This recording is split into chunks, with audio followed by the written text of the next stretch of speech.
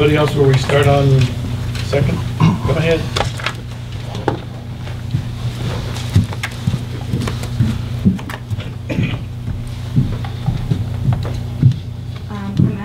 Fraser. I live at 100 Joffin Shore Road, Guildford.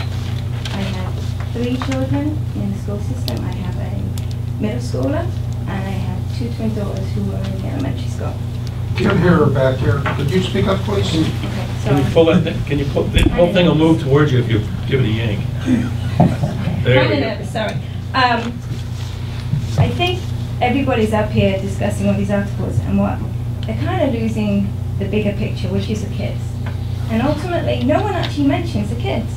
They talk about saving money and saving this, but who ultimately paid the price? The kids. So I look at this and I think, well, we already have a tax cap, and that is us. We cap what we are willing to spend because that is what the process of voting is about. You vote against something if you do not wish to pay any more taxes, and that is a decision that you make for yourself. With this tax cap, you no longer can decide what you are willing to pay more taxes for and what you are not. The whole point of an election process is for us to make decisions about what we want to spend our money on. The state of New Hampshire has already relinquished some controls over school districts, which means the towns receive less funding from the government. If more funding cuts are made by the state, then the town will have to pick up these expenses. If you have a tax cap, where will the money come from? Once this cap is in place, you will need a 3 to 5 majority to get rid of it. And who pays the price? The kids. So maybe some of you should actually think about the kids and instead of your pockets. Thank you.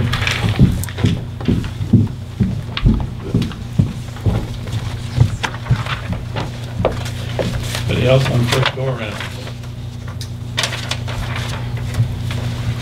Thank you, Mr. Chairman. Barbara Eichinger, 558 Edgewater Drive. Just a comment on the deliberative session process where the budget can be raised at deliberative session. So let's go down that path. Let's say the budget, we have a cap in place, and at deliberative session the budget is raised. Well, now that budget goes to the voters, and the voters could vote it down in favor of the full budget. Okay, so even, like we have today, the voters could still have the final say beyond deliberative session in voting down any increased budget in favor of the full budget. Okay, so there's always an escape hatch there. The other reason why we see the tax rate go up is because the assessments are dropping. So in the private sector and in our individual families, when you see your income dropping, okay, you usually drop your spending. Okay, so although we've seen level and decreases, it's not at a rate to catch up with the drop in the assessments. Okay, so some of the towns tend to work backwards. They track the assessments. Okay, they look at their spending. They work backwards in order to keep their tax rate level. Okay, and that's one of my suggestions. I did have a conversation with someone who is very in tune to the economy. He manages a capital fund worth $139 billion. Okay, he said, Barbara, this country is headed for a financial train wreck. He says we take in $2.6 trillion and we spend $3.8 trillion. It is unsustainable. Okay, now on the local level, people's homes are some of their most valuable resource, their most valuable asset. So in order to keep that asset valuable so that you can continue to pull on it to fund the essential town services and school district services, you've got to protect the value of that real estate. And by keeping that tax rate stable, we'll go a long way to do that. Thank you. Skip, you keep standing up to scare me that you're going to come back up. Do you want me to prove you scared? No. I keep on thinking you're coming back up and then nobody shows up. We're still open for grabs here. Seeing that there's no more comments? One more. One more.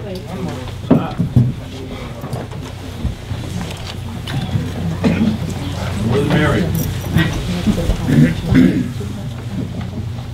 Sandy Morrissey, Cherry Valley Road.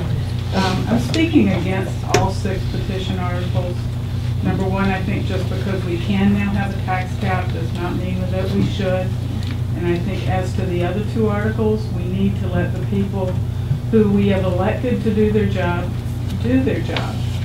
And to the broader thoughts that have been expressed that trust is lost, the petitioners speak only for themselves and not for everyone. When I vote, I research who I vote for. It's a very deliberate choice, and I still support those choices for the people that are here and that work so hard. As to the Board of Education and things that are voted in general, one of the thoughts I have when they meet and discuss issues, whatever it may be that comes before the board, they are thoughtful, they reach into their own understanding of things, but they also have to consider educational research and what's best for the students. It's not just the money. They're all taxpayers here. They know everybody is having a hard time, and I think they keep that in mind. But they also have to consider what's best in educational research. So I am not in support of the petition articles. Thank you.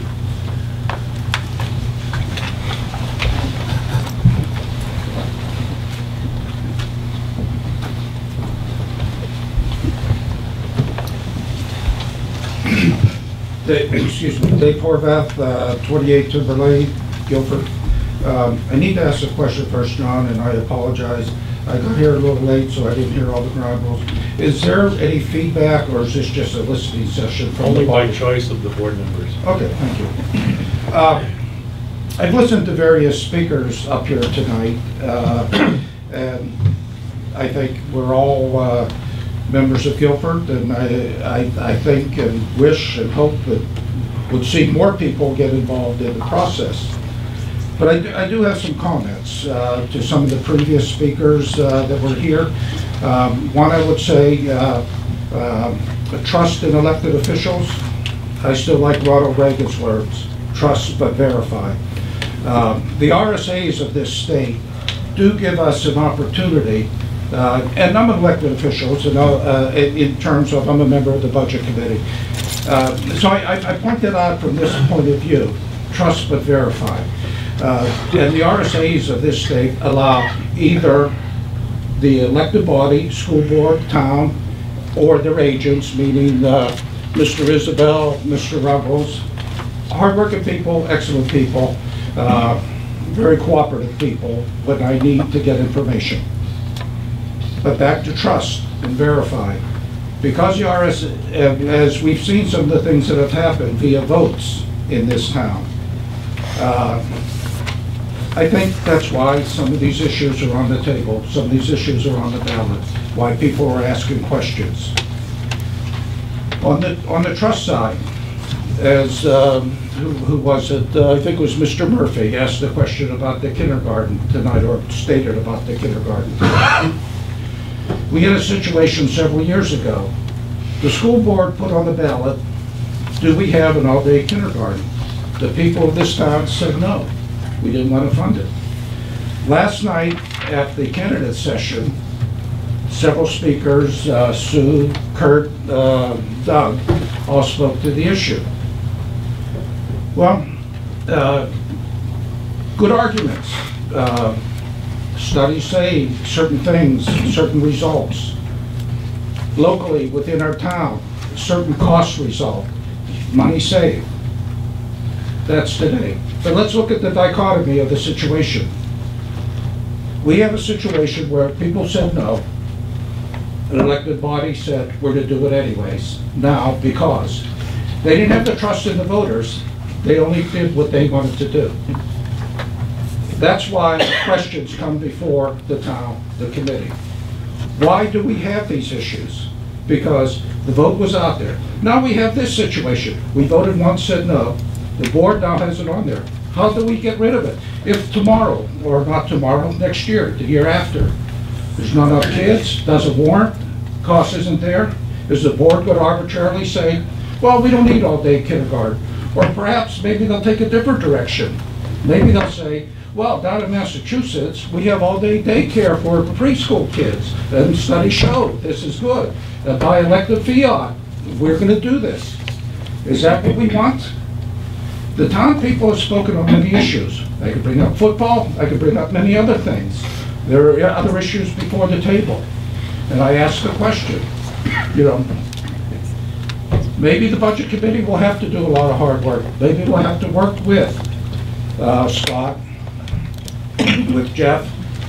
Maybe we'll have to, as Mr. Stewart had pointed out, maybe we have to sit down and look at, I know when I do my income taxes, and I studied taxes over the years, if there's a gray area, you're darn right, I'm going to go with my favor. I suspect the board of both town bodies do that. And that comes up with the budget committee. Well, maybe, as we are elected officials too, as one of the other speakers spoke to, maybe we should have trust in another body to look at it. Yes, it will take some hard work, but maybe we'll find out they're right. Maybe we'll find out the budget, or the default budgets that have been put forward to us are not right. That's why I speak in favor of this, because I've seen some things where we would expect in a small town that we would see that our elected officials would listen, answer to, and respect the vote. We see time and time again where our committees, our towns put forth different operations where they say, we want the input of the people, but they only want the input they want. They don't listen to the elected vote. And I think that's a very important measure, that we start looking at these things. That's why these things are being put forward.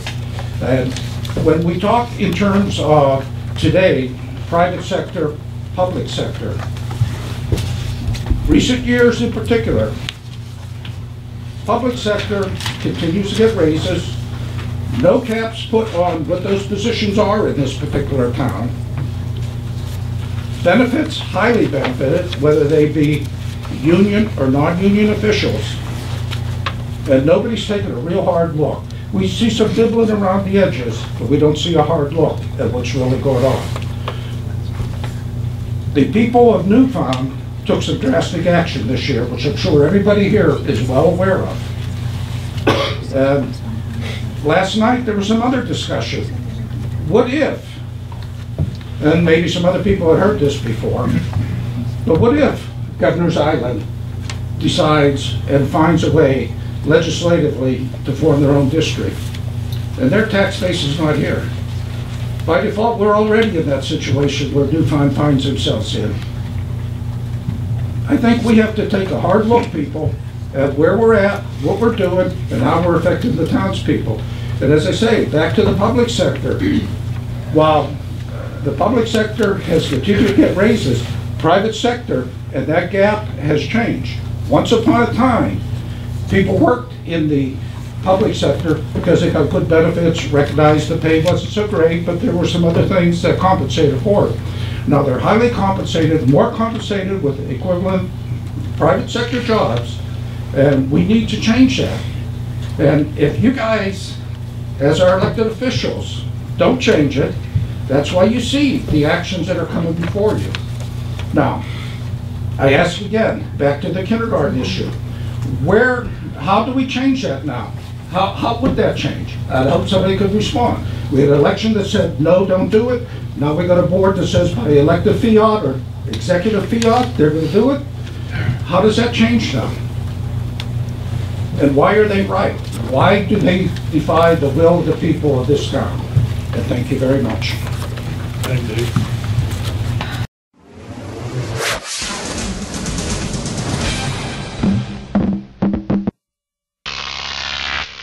Croc TV.